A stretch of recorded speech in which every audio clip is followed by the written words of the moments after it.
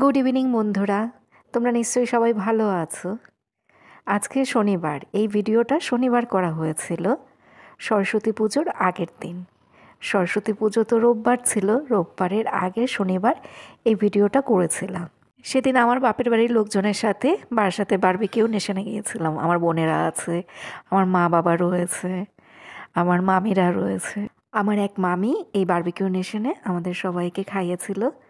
গত সপ্তাহে আমাদেরকে বলেছিল যে কোনো একটা রেস্টুরেন্টে গিয়ে চলো আমরা সবাই মিলে খেয়ে আসি, কিন্তু আমাদের তখন সময় হয়নি। তো সেই জন্য আজকে শনিবার দিনটা ঠিক করা হয়েছে।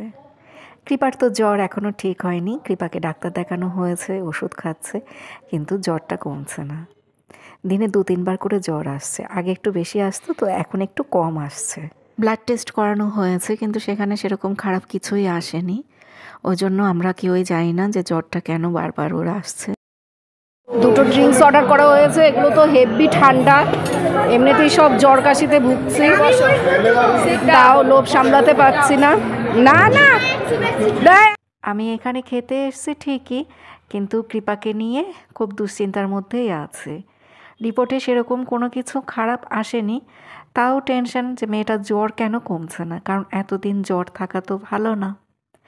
আর এখানে আসা হয়েছে মেইনলি অর্জুনের জন্য।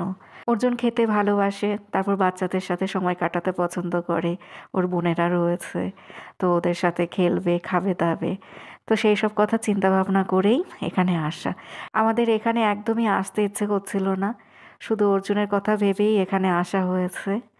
তো আমরা তো হাবড়া থেকে গাড়িতে করে এখানে আসলাম সন্ধ্যার সময়, এসে খেয়ে দিয়ে আবার বাড়িতে চলে গিয়েছিলাম। আমরা আগে প্রথম যখন বারবিকিউ নেশনে এসেছিলাম, সেই সময় এখানের রান্না সেরকম একটা খারাপ লাগেনি, ভালোই লেগেছে। কিন্তু এবার যে আসলাম, এখানে খাবারগুলো না সেরকম একটা ভালো লাগলো না। আমাদের তো মন খারাপ ছিল, কিন্তু বাকি যারা এসেছে তাদের তো আর মন খারাপ ছিল না। তারাও সবাই বলছিল যে খাবারগুলো খেতে সেরকম একটা ভালো লাগছে না, ওদের হয়তো কুক চেঞ্জ হয়েছে বা কিছু একটা হয়েছে, খাবারগুলো আগের মতো নেই।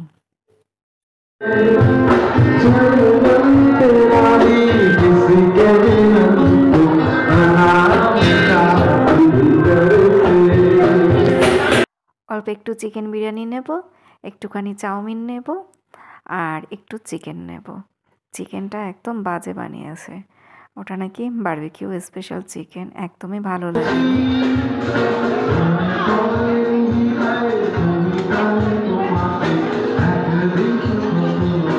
অনেক রকমের আইসক্রিম ছিল, ডেজার্টের আইটেম ছিল।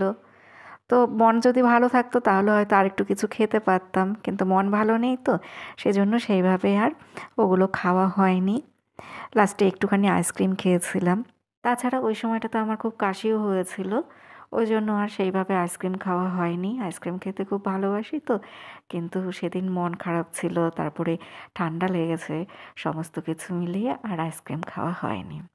মন যদি আমার ভালো থাকতো তাহলে হয়তো অনেক কিছুই খেতে পারতাম। মনটা যেহেতু খারাপ, সেজন্য কোনো কিছুই আমার খেতে ভালো লাগছে না। বোন আমাকে এই পান কুলফিটা এনে দিয়েছিল, কিন্তু এটা খেতে একটু ভালো লাগেনি, কেমন যেন তেতো তেতো লাগছিল। তো আমি একটুখানি খেয়ে বাকিটা ফেলেই দিয়েছি, খেতে আর পারলাম না। এর আগের বার এসে এই পান কুলফিটা খেতে খুব ভালো লেগেছিল। আরো জোরে।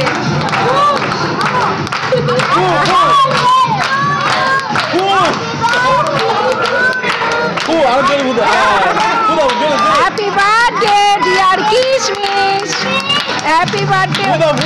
ও দিয়েই যাচ্ছে, জোরে জোরে। অর্জুন ভুদে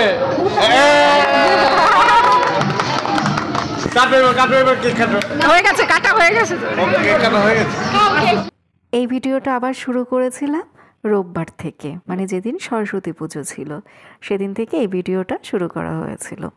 শনিবার দিন তো বারবিকিউ নেশনে খেয়ে দিয়ে আমরা তারপরে আমাদের বাড়িতে চলে গেলাম। আমার বোনেরা আমাকে বলেছিল শনিবার দিন বারাসাতে থেকে যেতে কৃপা অর্জুনকে নিয়ে, কারণ রোববার দিন সরস্বতী পুজো হবে, কিশমিশের হাতে খড়ি হবে, তো সেটা দেখার জন্য আমাদেরকে থাকতে বলেছিল। কিন্তু আমরা থাকিনি, মন ভালো নেই তো সেই জন্য কোথাও থাকতে ইচ্ছে করে না। কিশমিশের মা তো খুব রেগে গেছে আমরা থাকবো না বলে, কারণ কিশমিশের হাতে খড়ি হবে, কৃপা অর্জুন থাকবে, তো ওই জন্য বারবার বলছিল আমাদেরকে থেকে যেতে। তারপরে আমি চিন্তা করলাম যে ওরা যখন এতবার করে বলেছে তাহলে বারাসাতে চলে যাই। সকালবেলা তারপরে একটা গাড়ি ভাড়া করে আমি ছেলে মেয়েকে নিয়ে বারাসাতে চলে আসলাম। পুজোটা হচ্ছে আমার মেজো বোনের বাড়িতে। তো এখানেই আমার ছোট বোনের মেয়ের হাতেখড়ি হবে। আর হাতেখড়ি হবে তো দেখো ও কি সুন্দর একটা ড্রেস পরেছে। ওম নমো ভগবতে শ্রী সূর্যায় নমঃ জবা ভূষম শঙ্কা শঙ্কাশ্বপ্রিয়া মহাদেবী ভ্রাতারি সর্বপাপনপ্রদর্শনী দিবাকরণ ওম সোমং রাজনং বরুণং অগ্নিমং বারভাং আদিত্যং বিষ্ণুং ওই পাশে বস। ওম শক্তি পবিত্র সর্বশক্তি পূজা বিশ্ববেদা শক্তি নমস্তে। হাত সোজা করো। হ্যাঁ ওরে বাবা বুলবুলি বলে সরো সরো। আমি একটু দেখি। দাদা দাদা লিখি দিয়ে এটা যাও। তো লিখছে, চুপচাপ লিখছে, কিচ্ছু বলে না।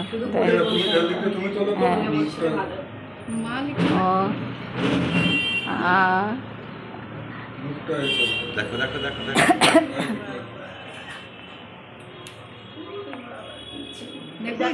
এই যে দেখো, ঠিক আছে তাকাও, স্লেটে তাকাও, স্লেটে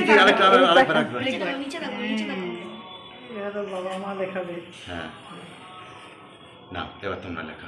এবার এবিসিডি লেখ, 1 2 লেখ, 1 2 লেখ, সব লিখবি। এই তোর মা আগে মা লেখা শেখাচ্ছে। বাবা লিখবে, আচ্ছা বাবা লিখবে, বাবা লিখবে, বাবা উড়িয়া লিখবে, বাবা উড়িয়া পারে তো। ওই যে বাবা ওটা লিখবে, এবার বাবা লিখবে, ওটা তোমার তোমার ওটা তোমার পাপা বর্ষা পাপা লেখো। আচ্ছা পাপা পাপা সুন্দর করে ফটো তুলো। লেখো লেখো লেখো। ওর 3টে ভাষায় হাতেখড়ি হলো, বাংলা, ইংলিশ আর হলো গিয়ে উড়িয়া। ওর বাবার বাড়ি উড়িষ্যাতে, ওই জন্য। কিশমিশের কিন্তু খুব ছোট বয়সেই হাতেখড়ি হলো। ওর কিন্তু এখন মাত্র 2 বছর বয়স। 2 বছর বয়সেই ওর হাতেখড়ি হলো। কৃপা অর্জুনেরও তাড়াতাড়ি হাতেখড়ি হয়েছিল। 2.5 বছর বয়সেই দুজনের হাতেখড়ি হয়েছে। কৃপাকে 3 বছর বয়সে স্কুলে ভর্তি করলাম, আর অর্জুনকে 2.5 বছর বয়সে স্কুলে ভর্তি করেছিলাম। অর্জুন খুব দুষ্ট ছিল তো, সেই জন্য আমি তাড়াতাড়ি করে ওকে স্কুলে ভর্তি করে দিয়েছিলাম। কিডস স্কুলে ভর্তি করে দিয়েছিলাম 2.5 বছর বয়সে। আমার মনে হয়েছিল অর্জুন ঠিকঠাক মতো স্কুলে যাবে না, পড়াশোনা করবে না, ওই জন্য ওকে আমি তাড়াতাড়ি স্কুলে ভর্তি করে দিয়েছিলাম, যাতে পড়াশোনার প্রতি ওর তাড়াতাড়ি আগ্রহটা আসে। প্রাঞ্জলি ওই সরস্বত্যই আবার বল নমো সরস্বত্যই নমো নিত্যাং অগ্রকাণ্ডই নমো নমো বেদ বেদান্ত বেদাঙ্গ বিদ্যাস্থানেভ্য এবাচ এষো সচন্দন পুষ্প বিল্লপত্রাঞ্জলি ওই সরস্বতী। পুজো হয়ে যাওয়ার পরে আমরা সবাই তারপর প্রসাদ নিলাম। দুপুরবেলা ফ্রাইড রাইস, তারপর পনির বাটার মশলা, আলুর দম, ফুলকপির পাকোড়া, চাটনি, পাঁপড় এসব দিয়ে দুপুরে খাওয়া হলো। তার পরের দিন ছিল সোমবার। তো সোমবার দিন কৃপাকে নিয়ে আমরা অ্যাপোলো হসপিটালে চলে আসলাম। যেদিন সরস্বতী পুজো হয়েছিল সেদিন আমি বাপের বাড়িতেই ছিলাম। পরের দিন সকালবেলা ওর বাবা, আমি আর কৃপা আমরা 3 জন অ্যাপোলো হসপিটালে চলে এসেছি। তো এই ভিডিওটা 10 দিন পরে করা হয়েছিল। 10 দিন আমি আর কোনো ভিডিও করিনি। মানে সরস্বতী পুজোর পরের দিন কৃপা হসপিটালে ভর্তি হলো, তারপর 10 দিন পর আমি এই ভিডিওটা করেছিলাম। আমি সরস্বতী পুজোর দিন যখন বাপের বাড়িতে আসলাম সেদিনই আমি মোটামুটি একটা মেন্টালি প্রিপারেশন নিয়ে হাবড়া থেকে আসছিলাম যে আমাকে হয়তো কৃপাকে নিয়ে হসপিটালে যেতে হতে পারে, কারণ ওর জ্বরটা যখন কমছে না এখন মনে হয় হসপিটালে ওকে ভর্তি করতে হবে। সোমবার দিন কৃপার বাবা সকালবেলা আসার পরে আমরা 12টা-1টার দিকে কৃপাকে ডাক্তার দেখালাম অ্যাপোলোতে। তো ডাক্তার বলল যে জ্বরটা যেহেতু অনেক দিন ধরে আসছে, ওকে তাড়াতাড়ি করে ভর্তি করে দিন। তারপর 10 দিন এখানে মা মেয়ে দুজন ছিলাম, আমি কৃপার সাথেই এখানেই ছিলাম। এখানে আমাকে অ্যালাউ করেনি, কিন্তু আমি ডাক্তারের কাছ থেকে স্পেশাল পারমিশন নিয়ে তারপরে ছিলাম। এতদিন তোমরা আমার ব্লগে অনেক আনন্দ, মজা, অনেক পজিটিভ কথা শুনতে পেয়েছো, কিন্তু এখন আমার ব্লগে শুধু নেগেটিভিটিই দেখতে পাবে। এই 10টা দিন হসপিটালে কিভাবে যে কাটিয়েছি সে শুধু আমরাই জানি। ডাক্তারের পেছন পেছন ঘোরা, এই টেস্ট ওই টেস্ট, টেস্টের রিপোর্ট কখন আসবে, রিপোর্টে কী আছে। বারবার মনে হচ্ছিল আমি কোনো জন্মের পাপের ফল ভোগ করছি। ঠাকুরকে শুধু তাই বলছিলাম যে আমি কি এমন পাপ করেছি যে তুমি আমাকে এত শাস্তি দিচ্ছ। আমি মানুষটা কি এতই খারাপ যে আমাকে এই খারাপ দিনগুলো তোমার দেখাতে হচ্ছে ঠাকুর? ঠাকুরকে শুধু এই একা একা হসপিটালে বসে এই সমস্ত কথাই এক মনে শুধু বলছিলাম। আমি এখনও মানুষের দুঃখ কষ্ট দেখলে কেঁদে ফেলি। আমি কারো দুঃখ কষ্টের কথা শুনতে পারি না, আমার চোখে জল চলে আসে। আর আমার সাথে ঠাকুর কেন যে এরকম করছে আমি জানি না। আমি কখনো মানুষের কোনো ক্ষতি করিনি, কারো মনে কখনো কষ্ট দিয়ে কথা বলিনি, তাও কেন ঠাকুর আমাকে এত শাস্তি দিচ্ছে? ওই জন্যই ভাবছিলাম যে হয়তো কোনো জন্মের পাপের ফল। এই জন্মে কী কী করেছি সেগুলো তো আমার মনে আছে, কিন্তু আগের জন্মে কী করেছি তা তো আর আমি জানি না। হয়তো সেই আগের জন্মের কোনো পাপের ফল আমি এখন ভোগ করছি। আজকে আমরা বাড়ি যাব, সেই জন্যই আমি এই ভিডিওটা করেছিলাম।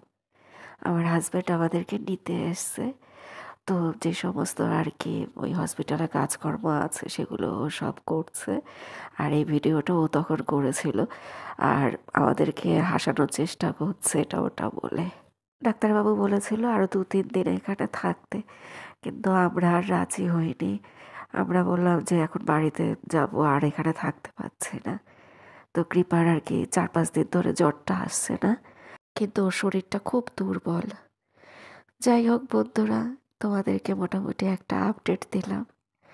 তো এরপর আমি ভালো করে ব্লগ করতে পারবো কি না জানি না, কারণ আমি মানসিকভাবে ভীষণ ভেঙে পড়েছি। তোমরা সবাই ভালো থেকো, সুস্থ থেকো।